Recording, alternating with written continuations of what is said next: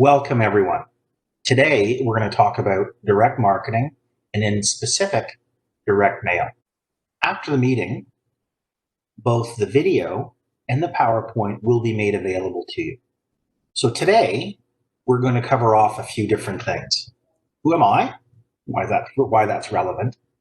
And normally, if we were in person, I'd talk about who you are and get some people to interact from a class level. Today, unfortunately, we can't do that. I'm going to talk a little bit about my direct mail background and give you some statistics about direct mail. Then we'll get into the case study, and I'm going to try and bring in some different aspects of different things that we've done in the past to give you an idea of how powerful and kind of how cool direct mail can be. So first of all, I'm a 1988 Mohawk grad. There's a picture of Mo the Hawk, and yes, I actually did a stint inside that sweaty, hot, ridiculous costume. Ironically, it was a lot of fun. I left and started working for a company that focused on direct mail, but it was much more than that.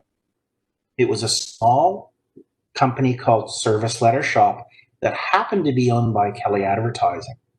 And at the time, Kelly Advertising was just bought by Gray. So what that did was, not only did it give me this perspective of database marketing and how data could really work, today we know even more, but it also exposed me to some big customers like Union Gas, Jaguar. Those are companies that a 23-year-old right out of college probably may never have had the opportunity to work directly with, but I did. I was really lucky. It was a great opportunity. Don't get me wrong, I worked my butt off to get to progressing in my career, but it was a great opportunity. I was sitting where you were 34 years ago. Okay, so hot dog, in the mix theme. So what we do is we do database marketing mainly. Our approach isn't about do only mail. We realize that there are so many different aspects to marketing and communication these days. What we do is we suggest that mail as an additional stream has the opportunity to drive leads, drive response, drive business, and drive revenue, which is really important.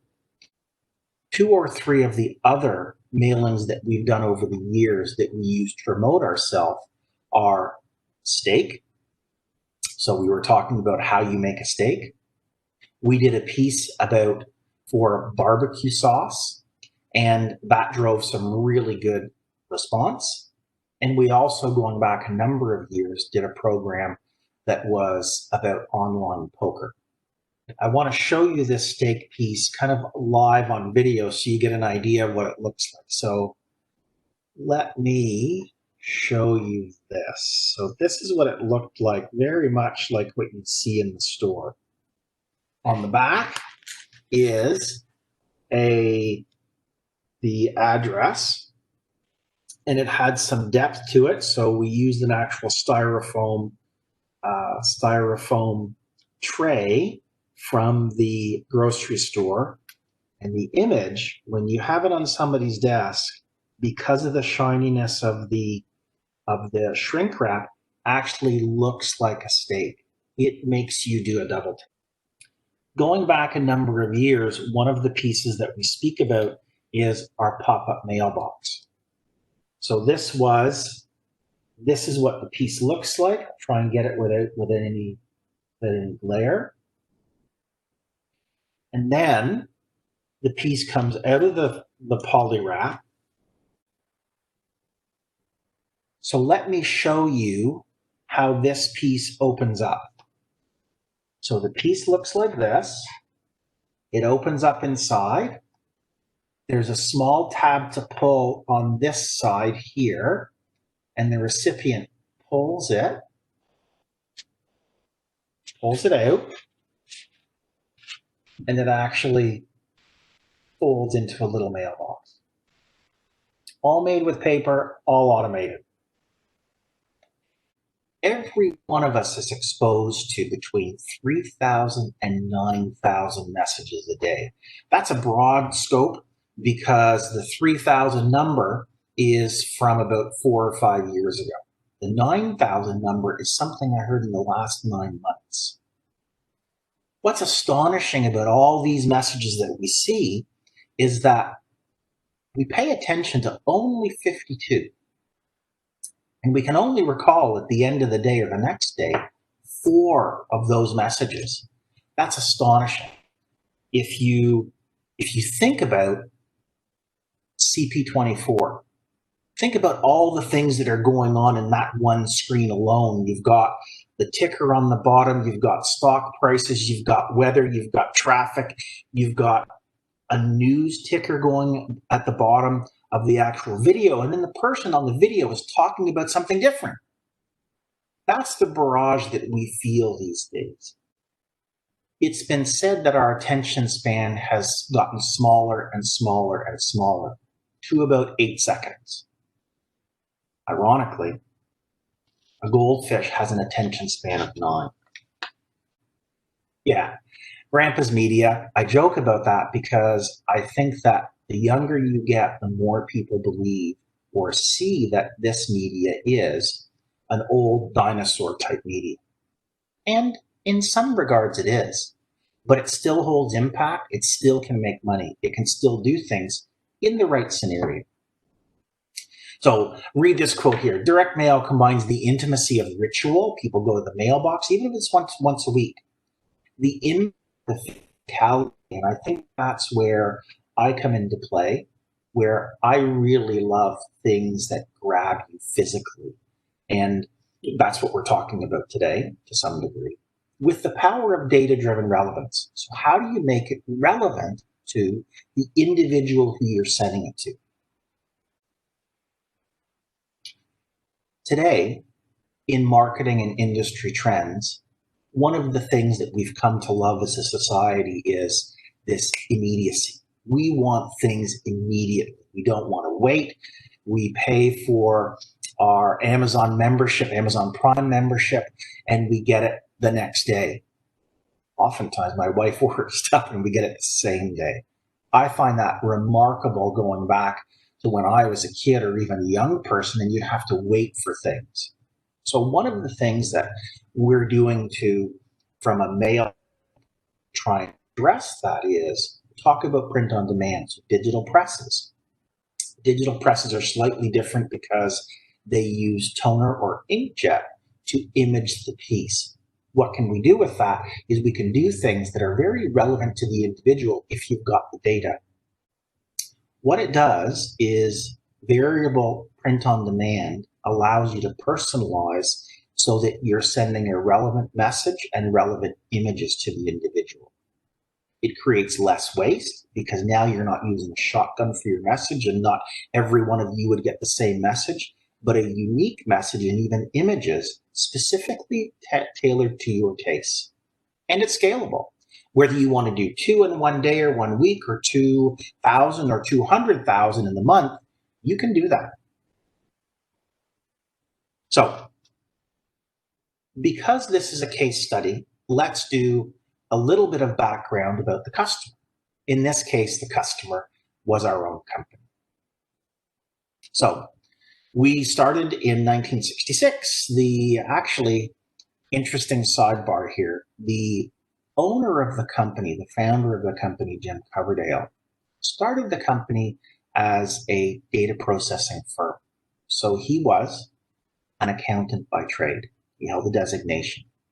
But he saw an opportunity because computers were just becoming big. Mainframe computers were made available commercially in only a few years before this.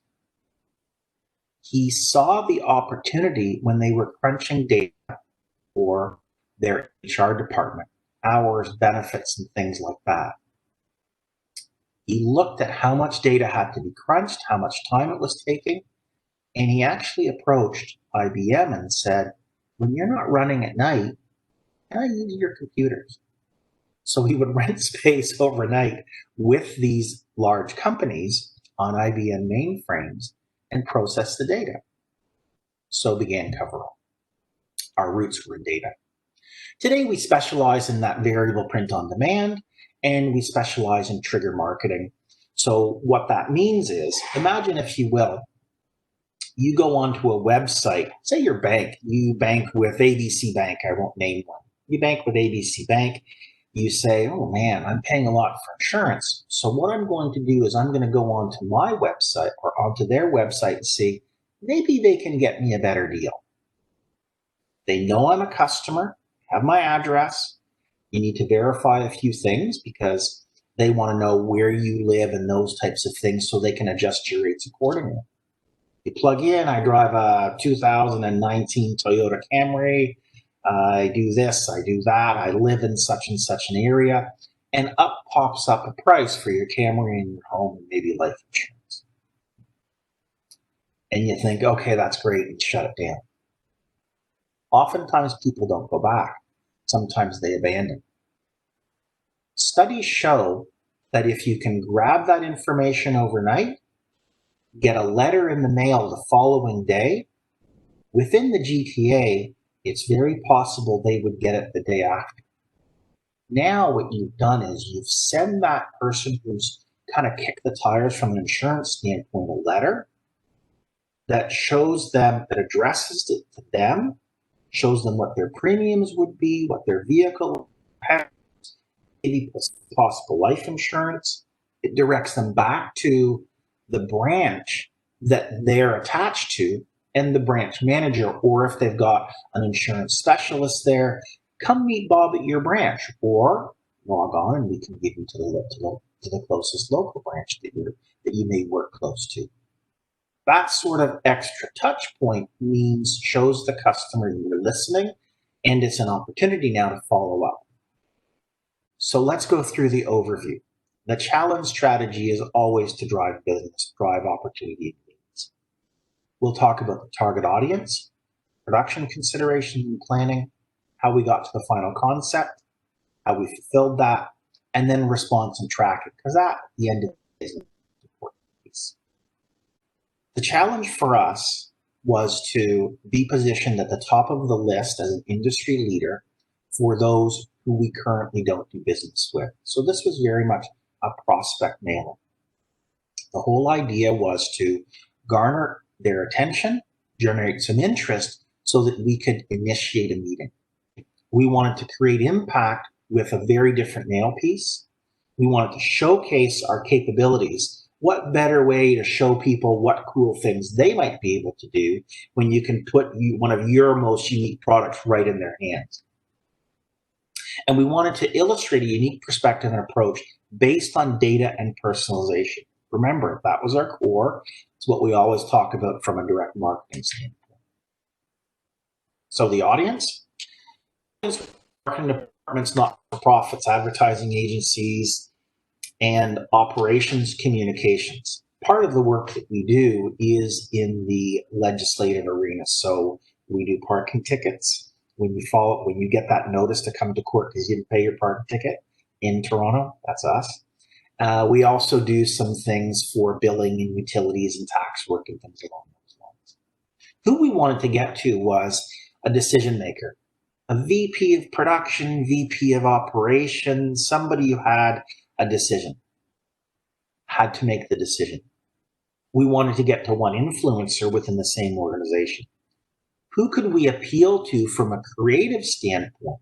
So we wanted to acquire new prospects, growth of current clients, and we wanted to also generate greater brand awareness. The numbers we put to this program, which is important, we have to quantify what we want to achieve so we can measure whether we're doing a good job. So we wanted 50 responses, 10 interactions, and we wanted 50,000 in new business by the end of 2019. The offer, the call to action. We put together this fun package, and what we wanted to offer people was a $1,000 Blue Jays prize package. It included field level seats behind home plate, luxury suite accommodations right in the Rogers Center, and a $250 prepaid Visa card for food. We reviewed a number of creative concepts. We wanted to continue the in the mix theme utilizing food because it had worked well for us in the past. We looked at creating your own burger, but that was a little bit too arduous from an application standpoint. We looked at an opportunity to create your own baseball cards where you'd go on, upload a picture of your own image into a baseball card, you'd put on your own stats, and then we'd mail those baseball cards to you, a package of 6. Inherently, we were relying on an image supplied by the user. And if you've ever done this type of thing, you know how challenging it is to get people to adhere to a specific standard.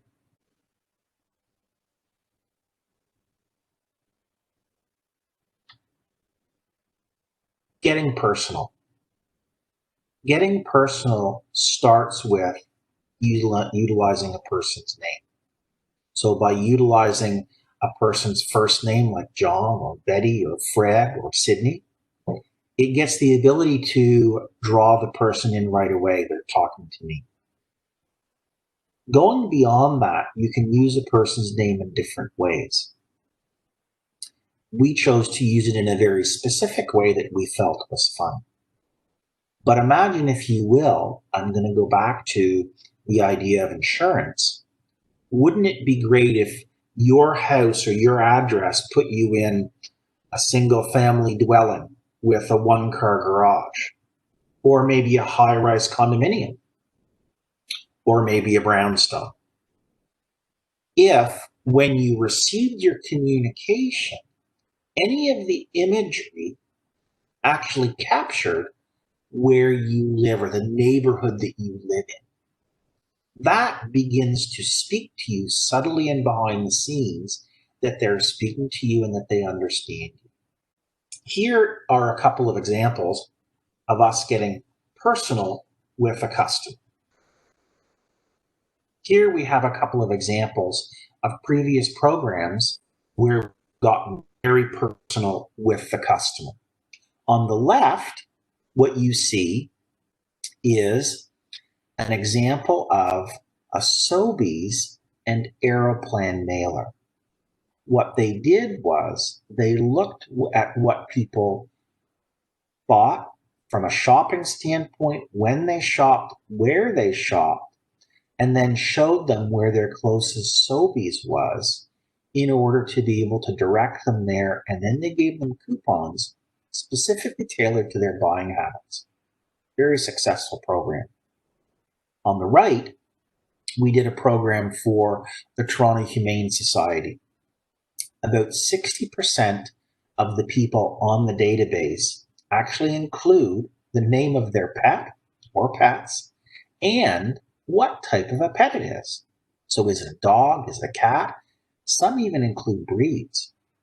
What we were able to do was we were able to take out that information, sort that information, and include the picture of a cat or a dog if you're a cat person or a dog person.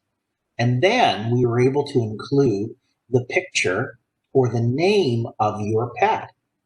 Initially, the client would simply put a picture of a dog or a cat on the piece.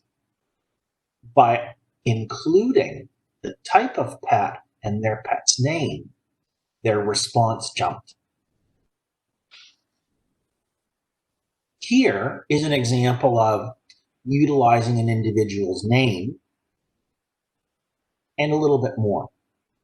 So what we did was we used the person's last name. In this case, this individual's last name is Draper. We had some fun with alliteration. And we decided that we were going to send them a self-mailer that looked like a barbecue sauce. We called it, in this case, Draper's Delicious. If you look down this list, it gives an example for a last name, and then it gives you alternatives for the adjective for that sauce. This sounds silly, but I'm going to get to a point in a second. So if your name was Garth Brooks, as an example, Your sauce, your self-mailer sauce, would have been Brooks Best 493 steak sauce. If your last name was Gordon, your sauce would have been Gordon's Great 493 steak sauce, and so on. The reason why we did alternatives where we could think of them was because if two people in the same business, remember this was a B2B idea or mailing, and two people were maybe the owners, or there were two people who were related working for the company that were on our list, we wanted them to get two separate words where we could. What that did was it actually said to people even further, I'm special from my brother or sister or family member who works in the same organization. It's a small nuanced detail, but we believe it was a really important detail. All we offered people in this mailing was that we were going to bring you a $2 thing of barbecue sauce with your name on it. That was the only incentive, yet we had people asking us for this. We were amazed at how much people wanted to see a product with their name on it, and especially done in this way. This is a self-mailer. The glue that we use to hold the self-mailer actually is infused with a mesquite smell. So when you open the self-mailer, it releases the smell of mesquite, which is typically used from a barbecue standpoint. So sampler would be the person's last name, whether that was Leonard's Luscious or Draper's Delicious, that type of thing, we used on the self-mailer. We had some information about us and about mail on the inside and drove people to with this PIN number online. And what they were promised, there was no winner, but anybody that responded, we actually showed up with a real bottle of barbecue sauce. Now, this bottle was personalized almost the same way. So you'd have the person's name and then the adjective, the alliteration piece that would go along with it. This was worth about $2. I think we got them on sale for $1.75. People love them. We still see them with people have them on their desk where they've never used them. They just like this piece so much because their name is on it, and it's got some little silly stuff in there. We were amazed by it, and it's a cool piece. So let's talk about how much a name in fact does impact response rates. So this was a study that was done somewhere in the US, and it had to do with a doctor's office and patients. So where they included the patient's name, the response rate went from just over 20% to over 30%. When they included a name in the follow-up text to say you've got an appointment, look at the difference in no-shows. The missed appointments were half as many as when they used the name Robert. That first name really made people commit, and it really got people's attention. So from a production standpoint, there's a few things that we have to consider.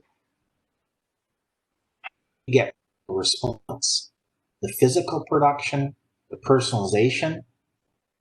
Does the client even have the data to be able to do this? What's your response? What's your mail date, and how long do you have between now and the mail date to be able to do these things? How are you going to track response? So you can look at it versus your objectives. And then how do you fulfill response? And how do you look at your statistical calculations? So here's an idea of how we get to that. So here's a contest landing page. From an IT standpoint, the IT guys are really good at process mapping. Here's an example. So here's the contest landing page. Do they have a valid PIN? Let them enter confirm the data, the terms and conditions. If they accept or decline, if they decline, then they get kicked out to the home page. If they accept, they go to questions, submit incomplete. So this is something that oftentimes people don't think their way through. How do you get a response, and how does that response lead through the process? It's an important piece that we oftentimes overlook in this detail. So from a production standpoint, this is actually an image of when we started toying around with this idea. We actually were able to source a 100% recycled basket. It's a little bit small for a hot dog. It really is for French fries, but it's 100% recycled. And we thought we could pull off the look and feel by utilizing this package. From a personalization standpoint, we explored a number of different ways to personalize. We don't know a lot about these people because all we know that is kind of where they work and their information. We might know a little bit about budget and those types of things. So we looked at, do we give people different toppings? Could we add a name somehow? And that's what we settled on. We did some research and found that one of the things that would be cool was if we could actually write a person's name in mustard on the hot dog. We felt for sure that would catch people's attention. Side note, one of the things that we found is when we do these very unique mailing pieces, we find that years later, a rep may walk into an office and he'll see one of our mail pieces sitting on the person's desk or pinned to their board.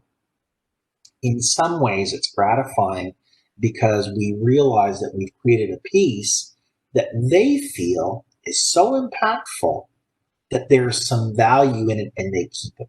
It's kind of a neat side effect. Part of the trick was we had to create a font that looked like mustard that we could print automatically. So we went to one of our guys that does artwork and customization or creative customization, and we let him go away for a few days and came up with a great font that we'll show you.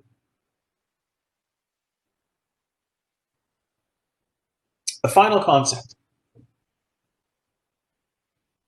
Once we get to the final concept, then we've got to go through the entire project again. I worked with a woman years ago who was remarkable at this task. She was amazing at being able to work from the very beginning all the way through step by step, every single process, tie them all together, and make sure that the end-to-end process was bulletproof. Then we need to go back and make sure that all costs are finalized by our vendors. And all timing is finalized by vendors. Every vendor I know that's worth their salt is going to pad their timelines. And as soon as you squeeze them to remove that padding from their timelines, you're also removing your padding. I would caution anybody who's trying to compress a timeline so tight that a missed courier, get accidents too. If that ruins your mail date, you've really left yourself no slush in that timeline. Don't do it. And then creating a full to scale mock-up. It's an extremely important aspect of the program because sometimes you find out stuff doesn't fit, stuff doesn't work right, all those types of things. A mock-up is critical. Print production, verifying your mock-up, final sign-offs, verifying that everything works, back it up again. Oftentimes, I think because we're working from home, we may be printing something on one side, not on both sides. Make sure the supplier backs it up and make sure that the registration is proper. One of the things that we see oftentimes when it comes to the world of paper is that things look great here and they look great here, but when you put them together, the perforation or the fold may cut through something on the front or the back. It's a critical piece that is overcome by creating working fully duplex printed mock-ups. If you've got to do die cutting, you need to sign off on that final stripe. So if you're die cutting, let's say an example is the shape of a hot dog, make sure that you print the piece properly, your proofs are printed to size, and that you test your die cutting on that to size print. So you don't have a white edge around it or you don't cut in to whatever the image is that you're producing. Data processing, list prep. This is an important piece. When you receive the list, is there a standardized file format? Is it in a specific way? So as an example, if files come in with the recipient's last name in field number 2, but some of them have it in field number 1, what's going to happen? You're going to be addressing some mail pieces to the person's last name. Standardized files is such a critical piece that oftentimes people that don't work with data don't really think their way through. Are you merging a number of lists together? And then if you're merging 3, 4, or 5 lists together, how do you identify what's a duplicate and what's not a duplicate? One way to lose credibility sometimes is to send the same mail piece to the same person. They wonder, number one, why did you waste the money? And don't you know that I'm John Leonard, not Jonathan Leonard? It's imperative that you understand what you're getting when it comes to merge purge. I'm not going to go into the details now because there are some nuances, but if you're doing this, and I would suggest whether you're doing this offline in print or online, you need to think about things in the same way. Whether you want to go to individuals, whether you want to go to households, you know, how you want to kill people. When I say kill people, kill records. So say you're going out and you're offering somebody a new bag. Do you want those people with bad debt? You probably don't. And from a household standpoint, do you want to go to 2 people in the same household, or do you want to pick one of those people in the household? Depending on what product you're offering, you may want to go to 2 people, you may want to go to 1 person in that household. List prep 2. Formatting, upper lower is a great example. Do you want to be uppercase for everything, or do you want to be upper lowercase? To the eye, normally people prefer upper lowercase. I would suggest when it comes to names, it looks more natural when it's upper and lowercase. I will say this. Sometimes people say, no, we can do an automatic upper lowercase on your name. And while that can work well, I think we have such a diversity of names these days that I would be cautious about that. I always recommend to customers, keep in the way to start, and you don't have to do an upper lower. We have a guy on our sales team. His name is Dan McIlravy. Capital M, small c, capital I, small l.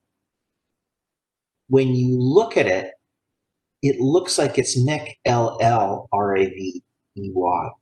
It's in fact McIlravy. If you did an all caps or a casing on that, it would mess it up. And then you've kind of ruined your first impression with that customer. The more things you put in that are negative or sketchy, you're going to get that out. Imaging, the final imaging, sign-offs. You need to look at all the variables and as many variations as possible. This is a step that oftentimes people take for granted, and they gloss over these examples. They look at these samples and go, yes, they look right. Ultimately, what you should be doing is you should be looking at examples of the longest name, the shortest name,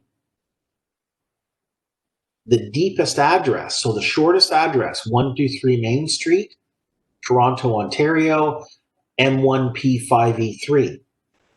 Or the deepest address that includes John Charles Leonard, VP of Marketing, Sales and Marketing, within a specific department at 1170 Birchmount, Unit 1, Toronto, Ontario, M1P5E3. The reason why you want to do that is because the length of name will matter, depending on if you're trying to get it onto, as an example, on a hot dog. You may need to scale long names so it doesn't run completely off the hot dog. If you're using a window envelope, you need to make sure that those deeper addresses with multiple address lines don't go so far down that your postal code falls out of the window. You might incur return pieces, you might incur extra costs. These are small details, but they're important. Sign off on lies with names and data in place. Here's a great example of our completed sign-offs. So we've got our package, we've got our label, we've got our hot dog produced with the variable on it, we've got the other inserts going into the package, and we've actually created the entire package, and we went through probably a dozen of these at various steps to make sure everything fit the way it should. Here's a sample of the piece that you can see.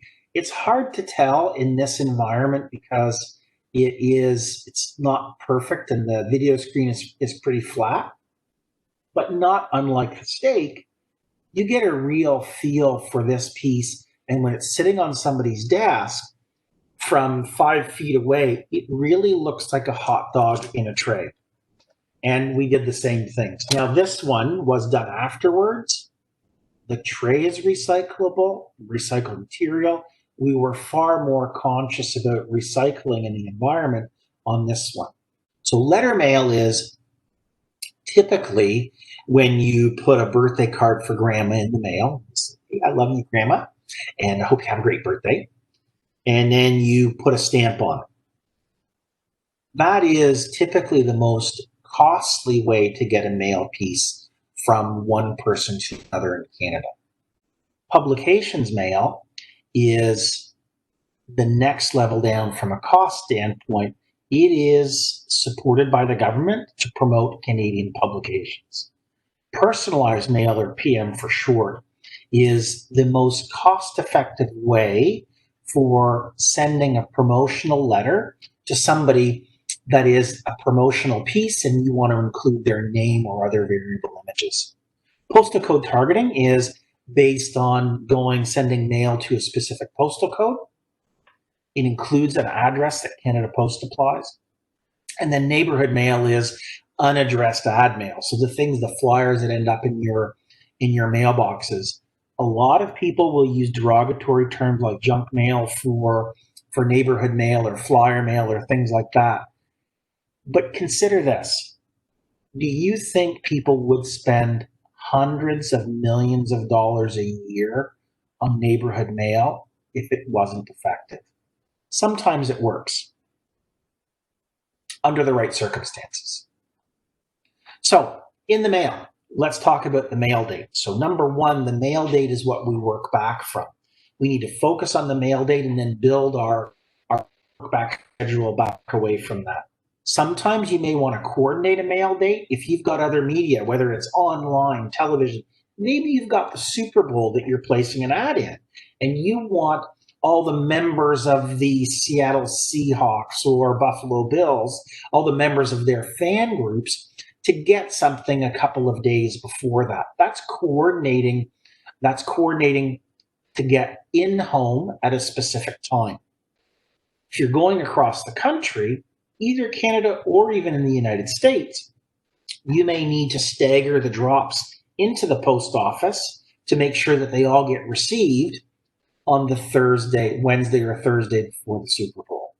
If you want to have one date where everything goes into the mail, then then the communication will fan out across the country.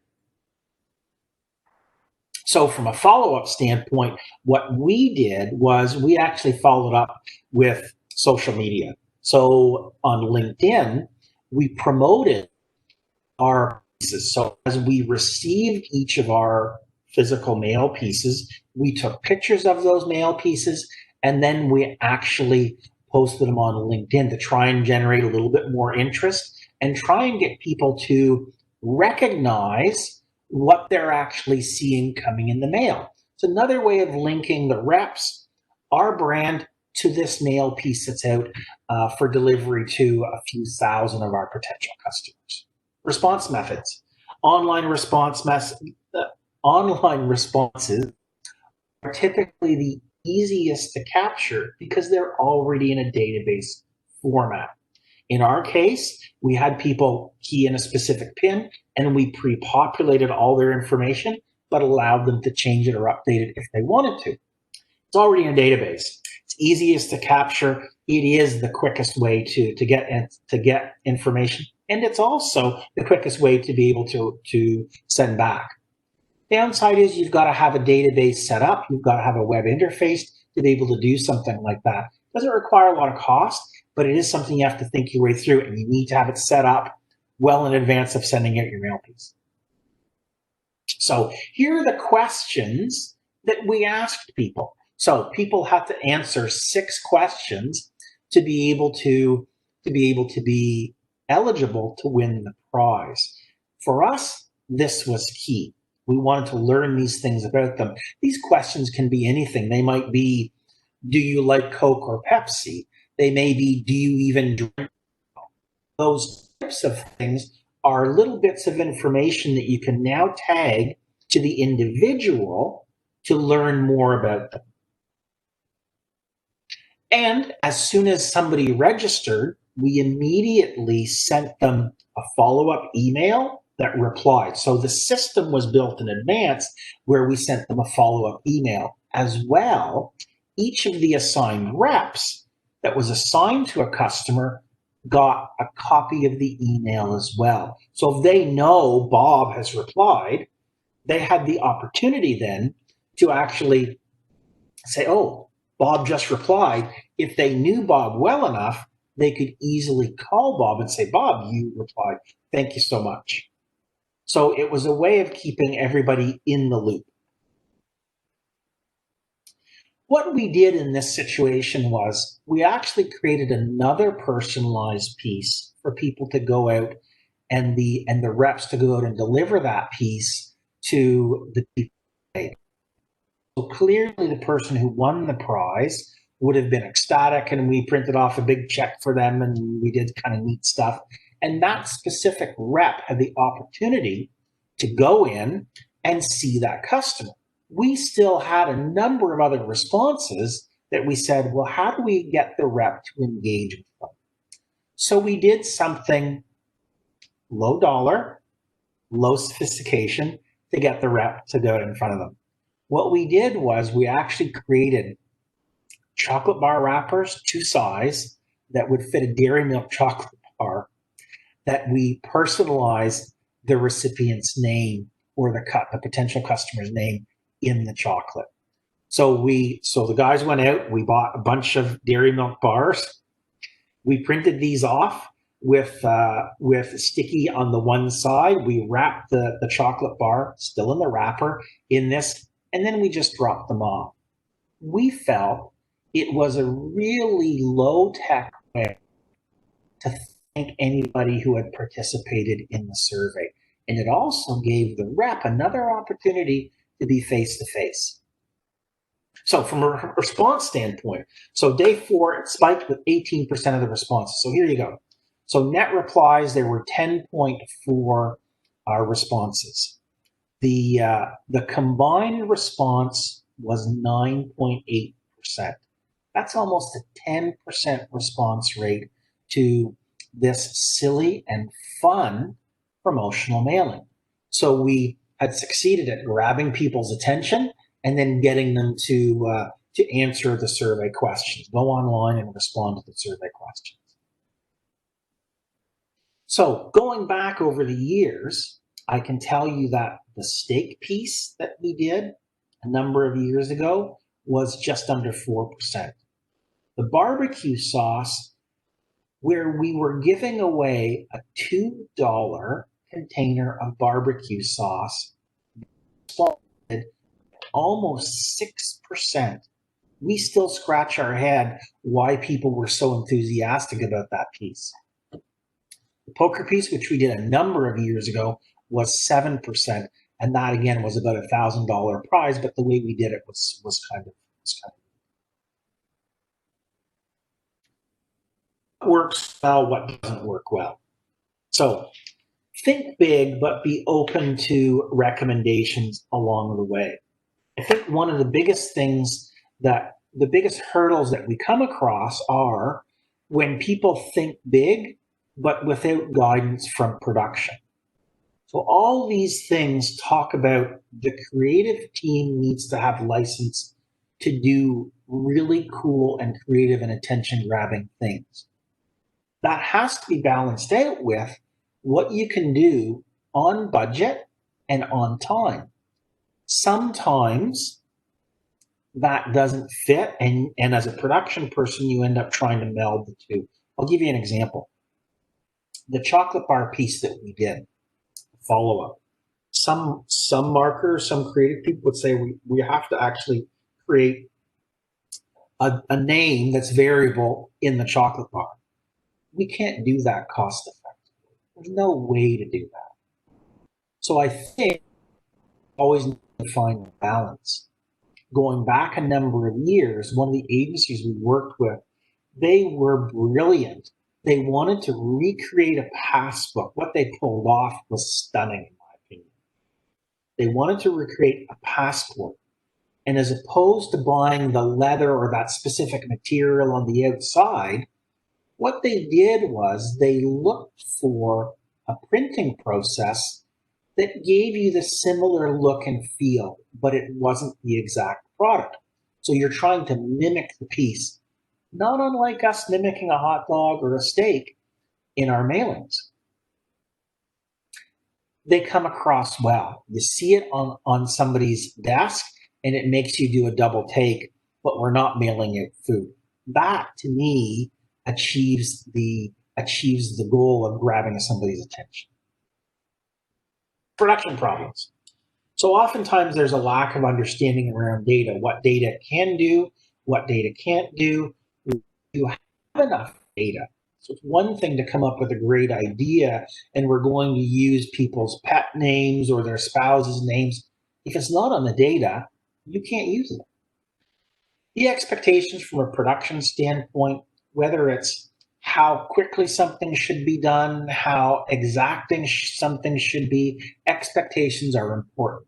Missing details, those are the things where we talk about creating mock-ups, doing multiple mock-ups at different stages, doing sign-offs, and even doing things like doing that process map for when people respond online. What is the process? You need to go through every step and make sure it's covered up. This sounds like it's contradictory, but I don't mean it this way.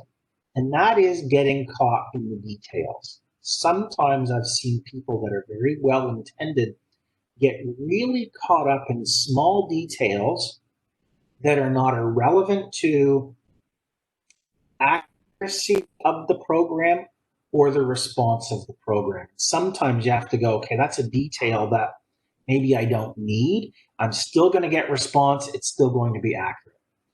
Things are never perfect. And from the standpoint of our steaks, we had some small hiccups with the steaks as we went along. One of the things that drives me crazy every time I look at it is the actual image of the steak is pre-printed on top of the styrofoam basket. The round corners aren't exactly the same. and the corner of the printed image of the steak folds a little bit over the corner of the styrofoam. I'm not sure a lot of people noticed that, and I don't think it hampered response, but it makes me crazy. I need to let that go. So who do you look at? So some of the things when you're looking for a partner along these lines, there's a few things I'll walk through to give you just a little bit of a lead. So number one, data security. You want to make sure that your customers' data is secure and that they're doing the right things with that data and that it's protected the right way. So I look for 27001, SOC 2 or SSAE. Those are all data certifications. From the standpoint of environmental, we look for FSC, and we're also an expert partner with Canada Post, so we're very well versed in Canada Post. One of the things that's not up here is our quality control, which is ISO 9001. That's another important piece to understand that that process that your vendor is using will pass through. So here's some links to some resources. So twosidesnorthamerica.org is actually an international organization that talks about the benefits of utilizing paper. And it's put in this context. For years, big companies would encourage you to go paperless on your bills and invoices because it saved trees. And while the environment is a noble effort, I don't doubt that, simple fact of the matter is, more trees are planted here in Canada than are harvested each year for paper. Most paper is recycled anyways. And one of the things that it doesn't take into consideration is e-waste. I'm not saying that any sort of communication doesn't harm the environment. What I'm saying is people hold up electronic communication as being that much better. When you dig into it, you find that there are pros and cons to both. Two Sides gives you a little bit of that information. The other link is our resources page, and it walks you through direct mail control. There's a couple of checklists there. There's a couple of books that you should, small pamphlets that you may want to download as PDFs, which will help you through a direct mail program. There's also a video series on there that talks about programmatic mail. So trigger mail, whereby somebody goes onto a website and it triggers a response via the mail. There's 3 client testimonials, some information from Canada Post, that might be worth investing a little bit of time looking at if you're interested in that sort of thing.